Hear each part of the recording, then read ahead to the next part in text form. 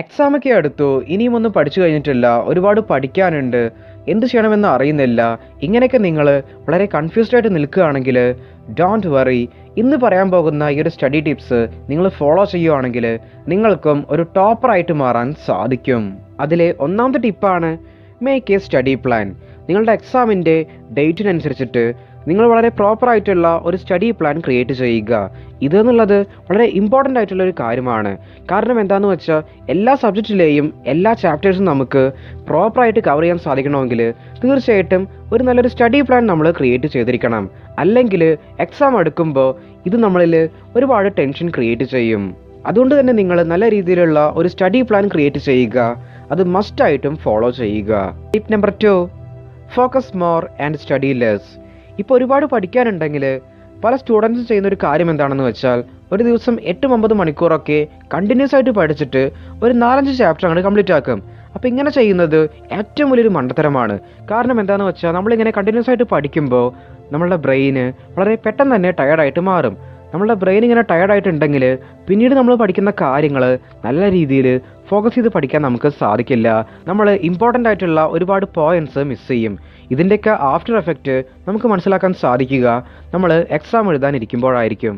അതുകൊണ്ട് തന്നെ നിങ്ങൾ പഠിക്കാനിരിക്കുമ്പോൾ പഠിക്കുന്ന കാര്യങ്ങൾ നല്ല രീതിയിൽ മനസ്സിലാക്കി പഠിക്കുക. അതുപോലെ തന്നെ പഠിക്കുമ്പോൾ പ്രോപ്പറായിട്ടുള്ള ബ്രേക്ക് എടുത്ത് പഠിക്കുക.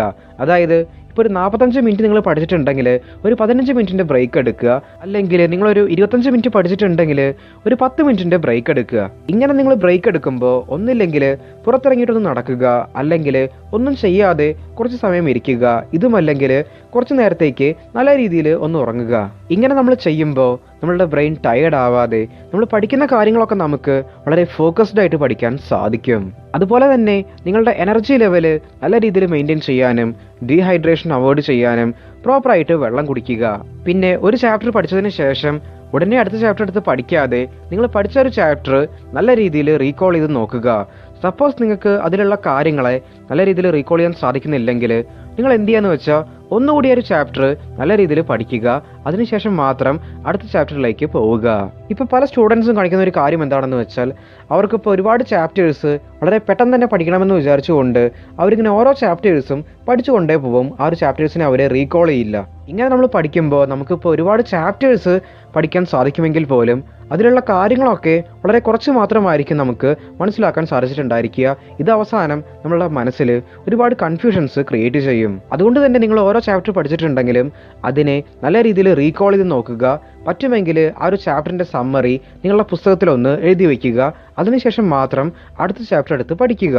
അതുപോലെ തന്നെ നിങ്ങളിപ്പോൾ പഠിക്കുമ്പോൾ നിങ്ങൾ എഴുതിയ നോട്ട്സ് നിങ്ങൾക്ക് മനസ്സിലാവുന്നില്ലെങ്കിൽ അല്ലെങ്കിൽ എന്തെങ്കിലുമൊക്കെ ഡൗട്ട്സ് നിങ്ങൾക്ക് ഉണ്ടെങ്കിൽ ആ ഒരു സമയത്ത് അതിനെ ഓർത്തുകൊണ്ട് വെറുതെ കൺഫ്യൂസ്ഡ് ആയിട്ട് നിൽക്കാതെ നിങ്ങൾ എന്ത് ചെയ്യാന്ന് വെച്ചാൽ നിങ്ങളുടെ ഫ്രണ്ട്സിനെ വിളിച്ചിട്ട് ആ ഒരു നോട്ട്സൊക്കെ ഒന്ന് അയച്ചു തരാൻ വേണ്ടി പറയുക.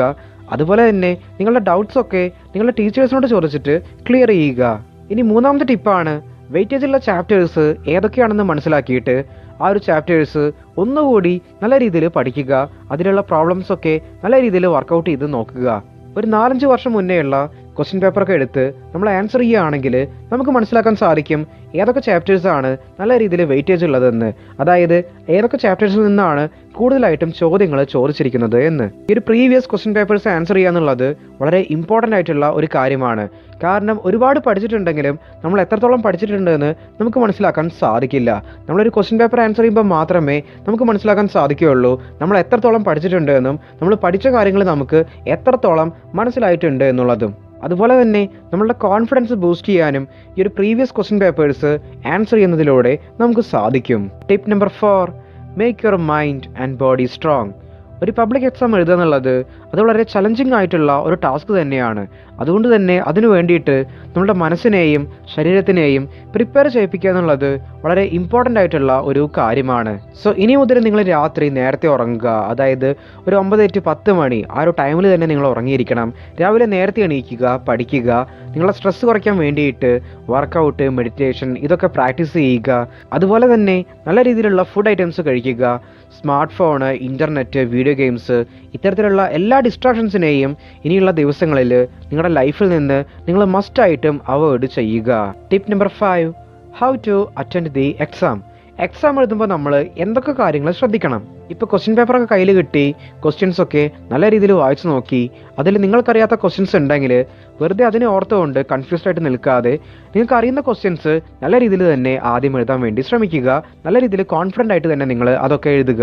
അവസാനം മാത്രം നിങ്ങൾക്ക് അറിയാത്ത ക്വസ്റ്റ്യൻസിൻ്റെ ആൻസേഴ്സ് എഴുതി തുടങ്ങുക. അതായത് നിങ്ങളുടെ ടീച്ചേഴ്സ് ക്ലാസ്സിൽ പറഞ്ഞ കാര്യങ്ങളെ വെച്ചിട്ടും നിങ്ങൾക്കറിയാവുന്ന കാര്യങ്ങളെ വെച്ചിട്ടും ആ ഒരു ക്വസ്റ്റ്യൻസിൻ്റെ ആൻസേഴ്സ് എഴുതുക. ഓർക്കുക, നിങ്ങൾക്ക് അറിയാവുന്ന ക്വസ്റ്റ്യൻസിൻ്റെ ആൻസർ മാത്രം ആദ്യം എഴുതി തുടങ്ങുക. ഇത് നിങ്ങളുടെ കോൺഫിഡൻസ് ലെവൽ നല്ല രീതിയിൽ തന്നെ ഉയർത്തും. പിന്നെ ഇനിയുള്ള ദിവസങ്ങളൊന്നും തന്നെ നിങ്ങൾ വേസ്റ്റ് ചെയ്ത് കളയാതിരിക്കുക. കാരണം ഓരോ ദിവസം കഴിയും തോറും നിങ്ങൾ എക്സാമിലേക്ക് അടുത്തുകൊണ്ടിരിക്കുകയാണ്. അതുകൊണ്ട് തന്നെ നല്ല രീതിയിൽ പഠിക്കുക. സോ ഇത്രയും പറഞ്ഞുകൊണ്ട് നമ്മൾ ഇന്നത്തെ ഒരു വീഡിയോ ഇവിടെ വൈൻഡപ്പ് ചെയ്യുകയാണ്. Thanks for watching. It's me Srihari signing off. Good bye.